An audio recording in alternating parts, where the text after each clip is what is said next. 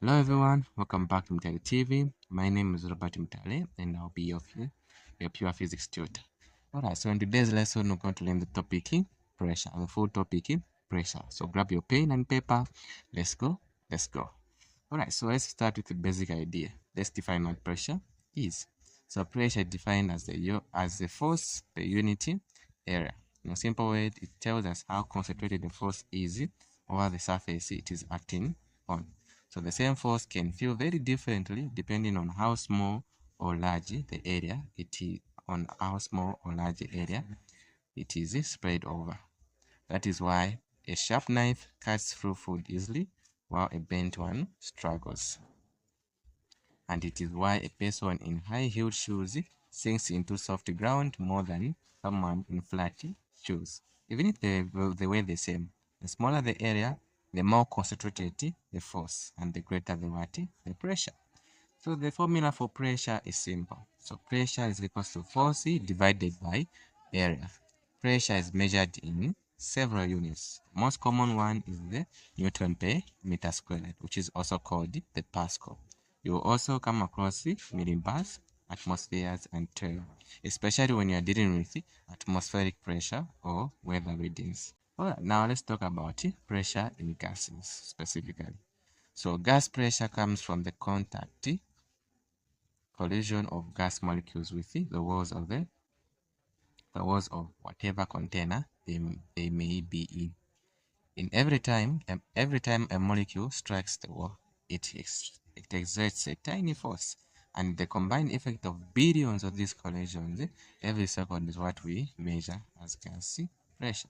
So two things affect how high or low this pressure is. So the first is the frequency of collision, meaning how often the molecules are hitting the walls. So the second one is the speed of molecules. When the frequency of collision is high, pressure is high, and when it is low, pressure is low. In the same way, when the molecules are moving very fast, pressure is also what? High, and when they are moving very slow, pressure is what? Low. Moving on, let's look at pressure due to a liquid column. That is the pressure you feel increasing as you dive deeper into water, or the pressure that builds up at the bottom of the tall container of liquid. So the formula here is pressure is equals to density multiplied by height multiplied by the acceleration due to gravity. So in this formula, the density refers to the density of the liquid, and the height refers to how deep you are below the surface of that liquid, and the acceleration due to gravity is the usual gravitational constant.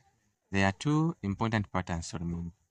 Pressure due to a liquid column increases as depth increases, and pressure due to liquid column also increases as the density of the liquid increases. This means a denser liquid like mercury will create more pressure at the same depth compared to a lighter liquid like water. Okay, now that we understand pressure in a liquid column, we can look at how this idea is used to measure pressure using an instrument called a manometer. So a manometer works by relating three pressures to each other. There is the atmospheric pressure pushing down on one side. There is the pressure created by a column of liquid inside the tube, and there's also pressure of gas supply being measured on the other side. So these three relate through the equation. Atmospheric pressure plus the pressure due to the liquid column equals the pressure of the gas supply. So the height difference used in this calculation is simply the difference between the liquid levels in two arms of the manometer tube, explained by the Pascal's principle. So Pascal's principle states that the pressure applied to a confined liquid is transmitted and diminished to every part of that liquid and to the walls of its content. In simple terms, if you push on a liquid that is sealed inside the system, that push in pressure spreads out equally everywhere inside that fluid, not just at the point where you pushed it. So this principle is what makes hydrochloric systems work. So two column application are the hydrochloric press and the hydrochloric brakes. So in both systems, a small force applied over a small area on one side creates pressure that is transmitted through the liquid from a much higher, larger area on the other side, producing a much larger output force. So this relationship expressed as force 1 divided by area 1 equals force 2 divided by area 2. This is exactly how a small effect on a car's brake pad can produce a strong enough force to stop a heavy vehicle, and how a small hydraulic pump can lift something as heavy as gas laws. So now let's move on to what we call the gas laws.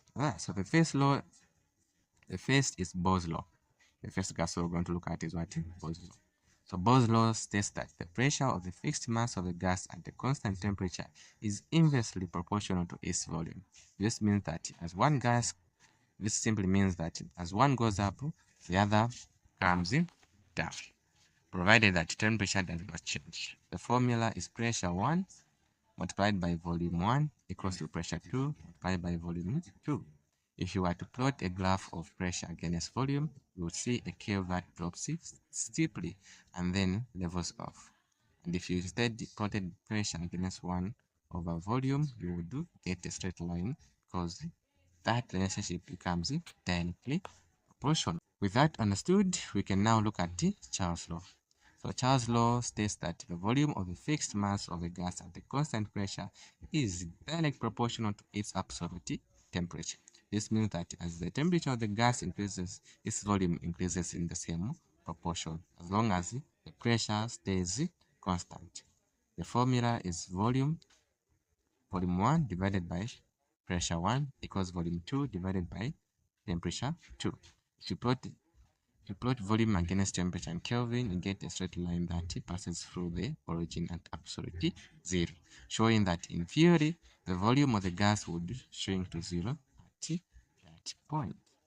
Finally, we combine both these laws into what is called a general gas law, which comes from combining Bohr's law and Charles' law.